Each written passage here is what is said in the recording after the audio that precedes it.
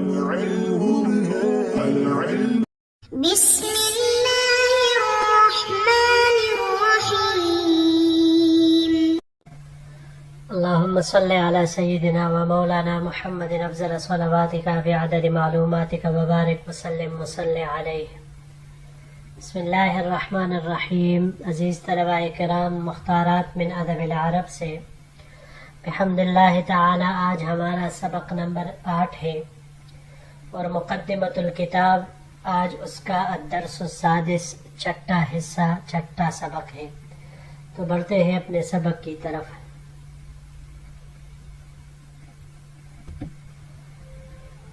وقرأ كذلك حكايتها للهجرة النبوية وذكرها لتفاصيلها وما وقع لرسول الله صلى الله عليه وسلم وصاحبه رضي الله عنه في الطريق. اسی طرح آپ حضرت عائشہ رضی اللہ تعالی عنہا کی ہجرت نبویہ سے متعلق بیان کردہ حکایت تفصیل سے پڑھے. حضور صلی اللہ علیہ وسلم اور اس کے دوست یعنی حضرت ابوبکر صدیق رضی اللہ تعالی عنہ کے ساتھ راستے سے لے کر ووصولہما الی مدینہ منورہ پہنچنے تک جو واقعات پیش آئے، وکیف تلقاہم الانصار، کس طرح انصار نے ان کا استقبال کیا، وفرحوا بقدوم رسول اللہ صلی اللہ علیہ وسلم، اور وہ حضور صلی اللہ علیہ وسلم کے آنے پر کتنا خوش ہوئے. وکل ذلک مثال رائع للوصف الدقیق البلیغ والبیان القادر الوصاف. جب انسان یہ سب پڑھے تو یہ سب گہرے اور بلیغ وصف، قادر بیان وصف شناسی کی انوکھے مثالیں ہیں. وہنالک روایات اخرى طویلۃ النفس ضافیۃ البیان تشتمل على غرر الکلام وبدائعه الحسان ومناہج العرب الاولین فی کلامہم. اسی طرح یہاں پر بڑے بڑے مضمونوں کی فصیح کلام سے بھرپور دوسری روایات بھی ہیں جو منتخب تحسین کلام کے خوبصورت طرق اور دور اول یعنی سابقین عرب کے عربی کلام کے طرق پر مشتمل ہے، کا حدیث صلح الحدیبیہ و حدیث الإیلاء وغیر ذلك كانت تستحق ان تكون فی المکانۃ الاولی فی دراستنا الادبیہ. جیسے مثال کے طور پر صلح حدیبیہ کی روایت، ایلا کی روایت اور اس کے علاوہ دیگر روایات ہیں جو کہ اس بات کی مستحق تھی کہ ہماری ادبی اسباق میں وہ پہلے مرتبے پر ہوتی. ولیکنہا افلتت من نظر المؤلفین والناقدین، لیکن یہ روایات مؤلفین اور ناقدین کی نظر سے چھوٹ گئی. لأنها لم تدخل في دواوین الادب ولأن تصورهم للادب كان تصورا محدودا جامدا لا يعد الصناعة. بلکہ یہ روایات یہ اس لیے ایسا ہوا کہ یہ روایات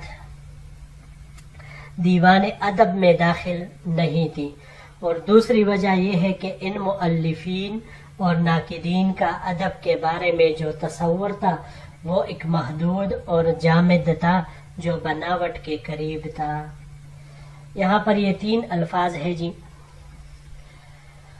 پہلا لفظ وبدائعہ، بدائع یہ بدیع کی جمع ہے.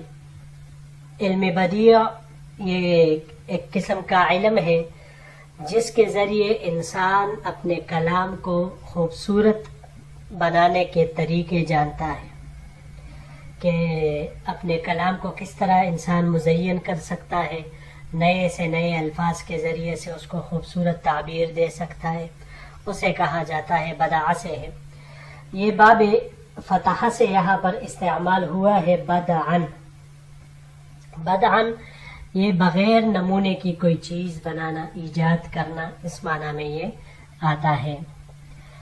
باب سمع سے بدعن دال کے حرکت کے ساتھ یہ آتا ہے، موٹا ہونے کے معنی میں۔ اور باب کرومہ سے مصدر دو طرح آتا ہے، بدعن اور بداعتن، انوکھا ہونے کے معنی میں یہ استعمال ہوتا ہے۔ اس کے علاوہ اگر ہم اس کو باب افعال پر لے جائیں تو پھر اس کا مصدر ابداعن آئے گا۔ ابداعن کسی کام کو خوش اسلوبی سے انجام دینا، اس معنی میں۔ اور باب افتعال سے بھی یہ استعمال ہو سکتا ہے، ابتداعن بدعت نکالنا یا ایجاد کرنا، یہ بھی آ سکتا ہے۔ اور اگر باب استفعال سے لے لے اس کو، استبداعن، تو پھر یہ عجیب اور ناآشنا سمجھنے کے معنی میں آتا ہے۔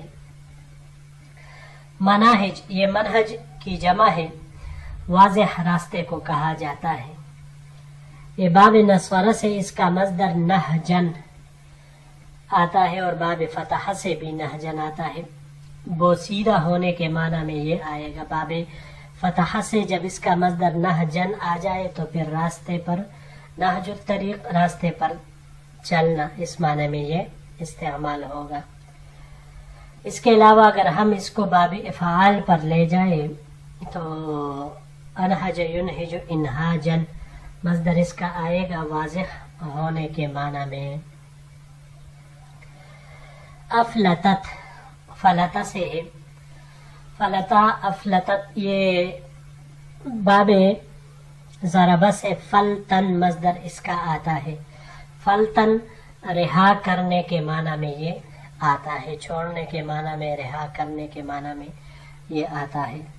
اگر اس کو ہم باب افعال سے لے لیں تو باب افعال انفعال اور تفاعل، ان تینوں سے یہ ایک ہی معنی میں آتا ہے۔ باب افعال سے افلاطن، یہاں باب افعال سے استعمال ہوا ہے چھوٹنے کے معنی میں، اور اسی طرح تفلتن، انفلاطن، رہا ہونے، جگڑنے کے معنی میں آتا ہے۔ یہ باب افتعال سے بھی استعمال ہو سکتا ہے۔ افتلاطن مصدر اس کا آئے گا، بلا توقف، کام کرنا، بغیر کسی وقفے کے مسلسل وہ کام کرنا۔ باب مفاعلہ سے اگر اس کو ہم لے لیں، مفالتتن، اور اسی طرح فلاتن مصدر بھی اس کا ممکن ہے۔ یہ باب مفاعلہ سے اچانک آنے کے معنی میں یہ آتا ہے۔ اور اگر اس کو باب استفعال پر ہم لے جائیں تو استفلاطن آئے گا، مصدر اس کا چھین لینے کے معنی میں یہ آتا ہے۔ جی بڑھتے ہیں اگلے سلائیڈ کی طرف۔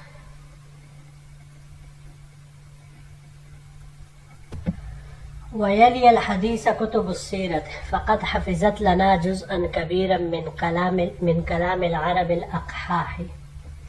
حدیث کے بعد سیرت کی کتابیں ہیں، سیرت کی کتابوں نے خالص عربی کلام کا ایک بڑا حصہ ہمارے لیے محفوظ کیا ہے۔ ومثلت تلك اللغة البليغة التي كانت في عصور العربية الأولى وهذبها الإسلام ورققها۔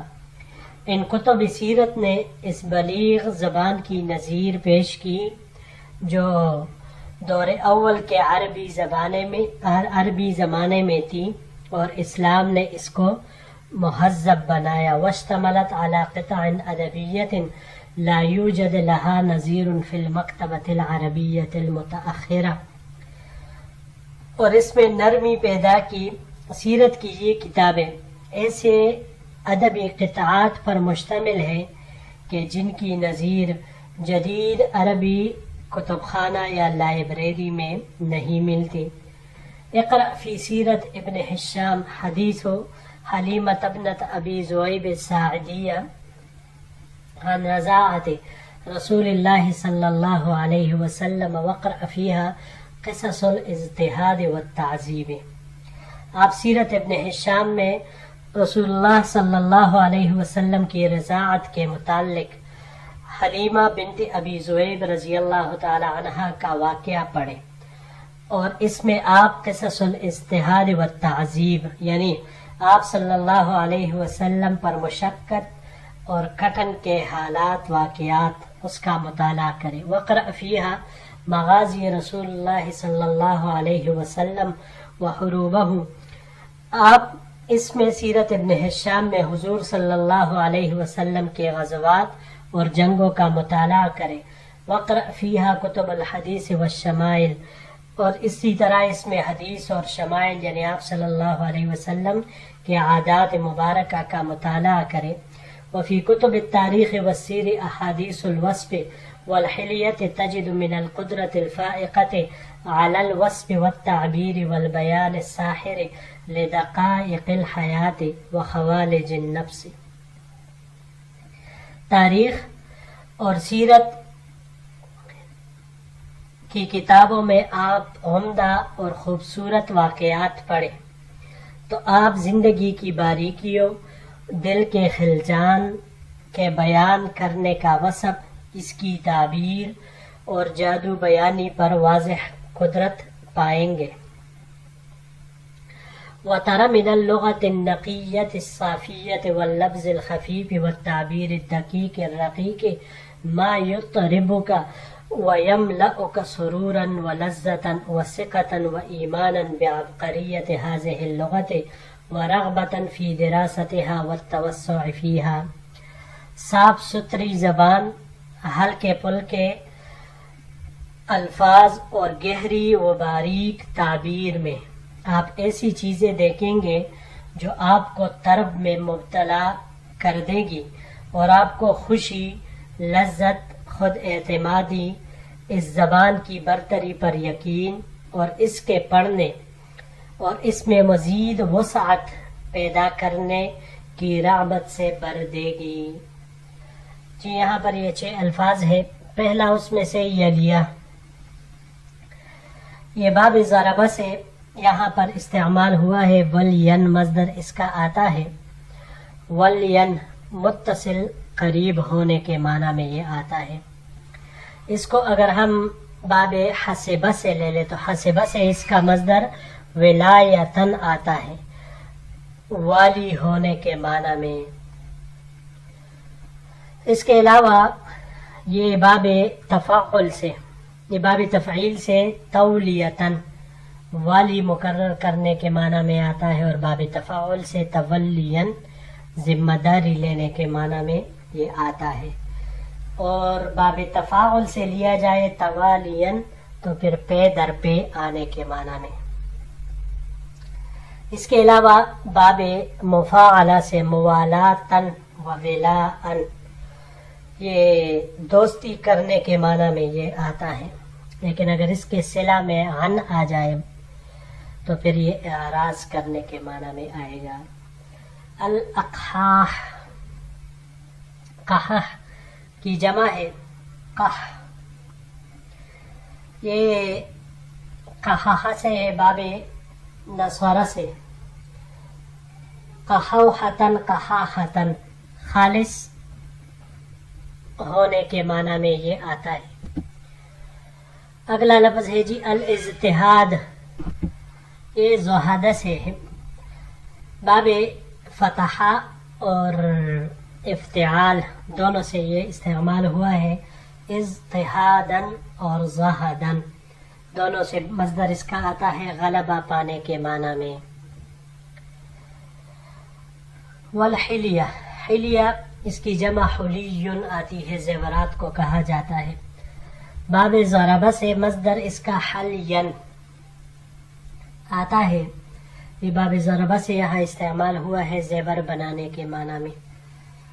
اگر اس کو باب سمعہ پر لے جائے تو حلین مصدر اس کا زیور پہننے کے معنی میں آئے گا، اور باب تفعیل سے تحلیتن زیور پہنانے کے معنی میں یہ آتا ہے۔ اگلا لفظ ہے خوالج، خوالج یہ خالجتن کی جمع ہے، اور خلجان میں ڈالنے والی، فائل اس کا، یہ فائل معنی اس کا آتا ہے خلجان میں ڈالنے والی. باب ضربہ اور نصرہ سے خلجن مصدر اس کا آتا ہے پسا لینے کے معنی میں. اس کو اگر ہم باب سمعہ سے لے لیں تو خلجن آئے گا، مصدر اس کا بگڑنا اس معنی میں. اور باب افتعال سے اختلاجن، اختلاجن پڑکنے کے معنی میں، خلجان ہونے کے معنی میں یہ آئے گا.